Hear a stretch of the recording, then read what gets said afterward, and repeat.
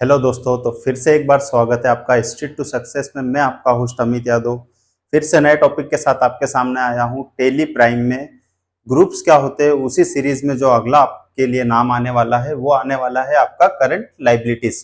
Current liabilities क्या होता है, ये कब यूज में आता है, इसमें हम कौन कौन से लेजर्स बनाते हैं, वही चीजें मैं आज आपके सामने एक्सप्लोर करने वाला हूं। दोस्तों, अगर आप फ्रेशर अकाउंटेंट हो तो आपके लिए ये जो वर्ड होने वाला है काफी नया है। आज जो आपको है पूरा डिटेल में बताने वाला हूं दोस्तों। और ये जो मेरा टेली प्राइम का जो कोर्स है बिल्कुल सभी के लिए फ्री कोर्स रहेगा। इसका कोई मैं आपसे चार्ज नहीं ले रहा हूं, ना आगे लूंगा फ्यूचर में।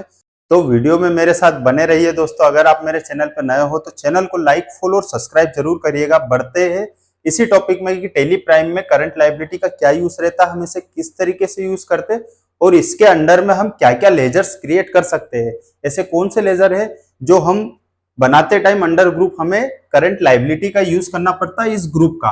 और ये ग्रुप सीरीज में ये हमारा जो ग्रुप कहलाता है ये प्राइमरी ग्रुप कहलाता है। तो ये 18 नंबर का आपका लेक्चर रहेगा।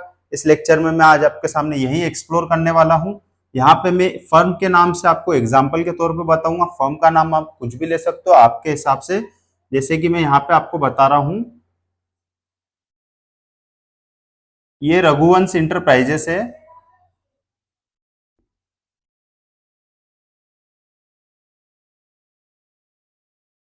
ये रघुवंश इंटरप्राइजेस है दोस्तों, इनका ये बिजनेस है। अब इस बिजनेस में लाइबिलिटी क्या क्या रहेगी करंट, वो एग्जांपल मैं आपको बता रहा हूं कि जब कोई व्यापार करता है और उस बिजनेस में क्या क्या लाइबिलिटी आती है। एक तरीके से कहते हैं कि हमें 1 साल के अंदर पे करना पड़ता है ऐसी लाइबिलिटीज जो हमें 1 साल के अंदर 1 साल के अंदर चुकाना है।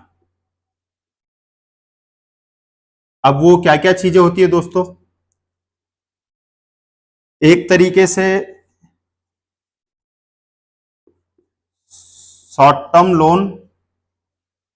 अगर आपने कोई दोस्तों शॉर्ट टर्म लोन ले रखा है, जैसे सपोज मानिए कि 1-2 महीने या 4 महीने का बिजनेस के लिए लोन ले रखा है, तो वो भी जो आपका कहलाता है करंट लायबिलिटी कहलाता है। जैसे कि आपने होम लोन ले रखा है, प्रॉपर्टी लोन ले रखा है, या बिजनेस के लिए आपने सीसी लोन ले रखा है, तो उस केस में क्या रहता है दोस्तों, वो काफी लॉन्ग टर्म चलते हैं।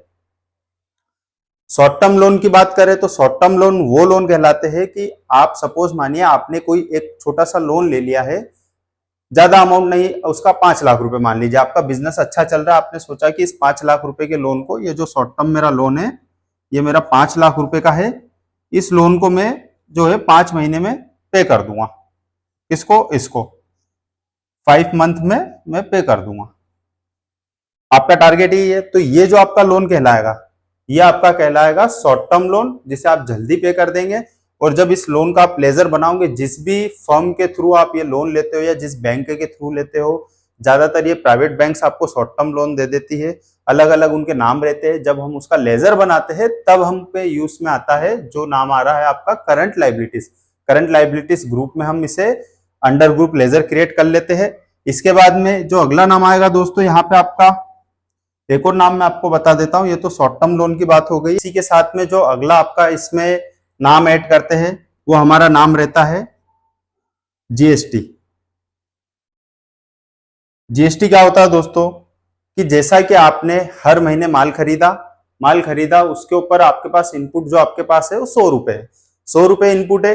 अब आपने माल बेचा, उस माल बेचने पे जो आउटपुट है हमारी, जो टैक्स बिल में हमने ऐड किया है, उसका जो अमाउंट हो गया है वो हो गया है हमारा 150 रुपए। तो जो 50 रुपए वो हमारी लाइबिलिटी है। और जीएसटी जो रहता है हर महीने, जैसे यहाँ सपोज मानिए कि अप्रैल मंथ है, तो इसका जो जीएसटी रिटर्न फाइल होता है GSTR 3B, वो नेक्स्ट मंथ में हमें चालान के थ्रू पे करना पड़ता है मई में। तो ये क्या है, हमारा एक तरीके से करंट लायबिलिटी है।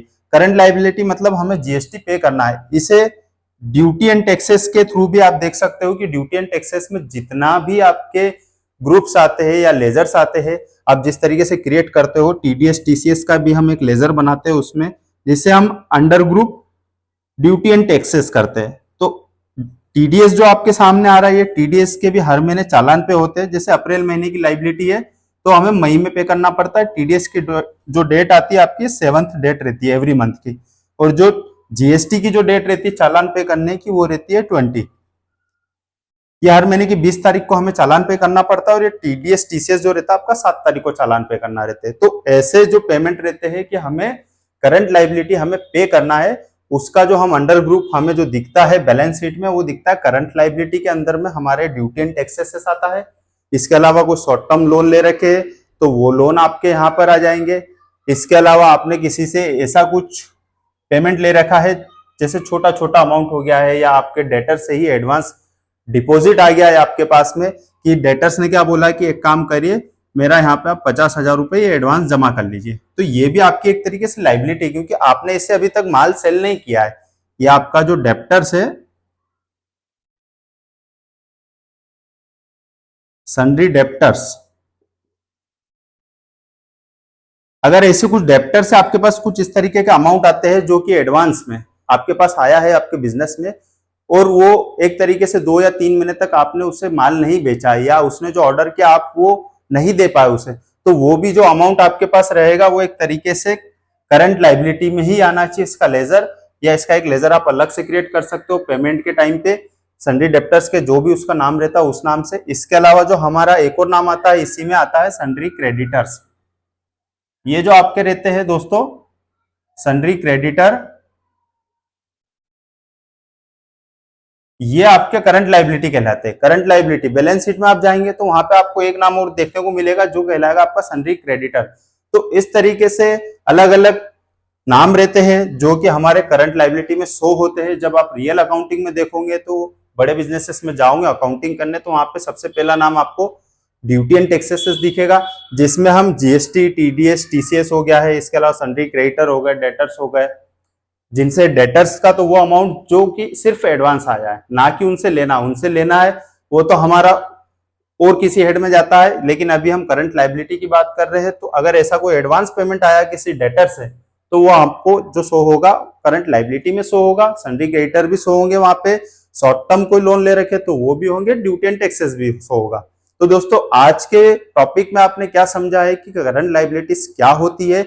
अगर आप फ्रेशर अकाउंटेंट हो तो आपको इतना डिटेल में पहले पता था या नहीं पता था, ये तो मुझे नहीं पता, लेकिन जो मैंने आज समझाया है, इस लेक्चर की आप पूरी जब वीडियो वॉच करोगे तो आपको पूरा डिटेल में समझ में आएगा। अगर आप कहीं इंटरव्यू देने जाते हो तो वहां भी आपसे पूछा जा सकता है कि बताइए करंट लाइबिलिटी क्या होता है, तो उस केस में आप क्या करोगे, मैं इसका एक बार रिमाइंडर करवा देता हूँ। ओवरऑल जो इसका पूरा जो भी लेक्चर है, 5 लाइन में इस टॉपिक को मैं फिनिश करके आपको बता देता हूँ कि इंटरव्यू में आपको किस तरीके से एक्सप्लेन करना है। अगर आपसे पूछा जाए कि करंट लाइबिलिटीज क्या होता है, तो आप कहोगे कि करंट लाइबिलिटीज वो होती है जिसमें ड्यूटी एंड टैक्सेस होता है, टीडीएस हो गया, जैसे जीएसटी हो गया है।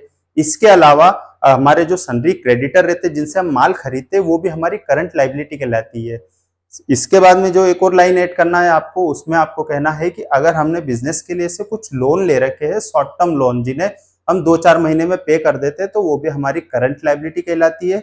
इसके अलावा अगर आप और टॉपिक ऐड करना चाहो तो उसमें ऐड कर सकते हो कि ऐसे कोई सन्ड्री डेप्टर्स जिनसे हमारे पास पेमेंट एडवांस के थ्रू आया, जो हमें एडवांस के थ्रू उसने पेमेंट दिया है और उसने कुछ ऑर्डर दिया, लेकिन हम उस ऑर्डर की पूर्ति अभी नहीं कर पा रहे हैं, तो उस केस में वो जो अमाउंट है हमारे लिए एक तरीके से करंट लाइबिलिटी है, हम उसे वापस दे सकते हैं।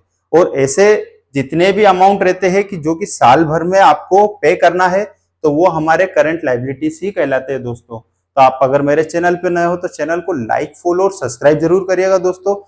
इसी तरीके के टॉपिक और डेली रूटीन में यूज आने वाली अकाउंट्स में आपको प्रैक्टिकल नॉलेज गेन करने के लिए इसी तरीके से मैं आपको टॉपिक समझाता रहूंगा डे टू डे। की आज मैंने जैसे समझा करंट लाइबिलिटी, इसके बाद में और भी टॉपिक्स आपके सामने आने वाले हैं। प्रैक्टिकल अकाउंटिंग अगर आपको देखना है तो मैंने एक और प्लेलिस्ट बना रखी है मेरे चैनल पे, जिसमें डे टू डे में अकाउंटिंग प्रैक्टिकल करके बताता हूँ। वहां पे काफी सारी चीजें एक्सप्लोर करता हूँ, तो आप उससे भी वॉच कर सकते हैं। तो दोस्तों आज का टॉपिक आपके लिए कैसा रहा, आपने क्या सीखा? अगर ये आपको टॉपिक अच्छा लगा हो तो वीडियो को एक लाइक जरूर करिएगा। मिलते हैं नेक्स्ट वीडियो में और किस टॉपिक के साथ, बने रहिएगा।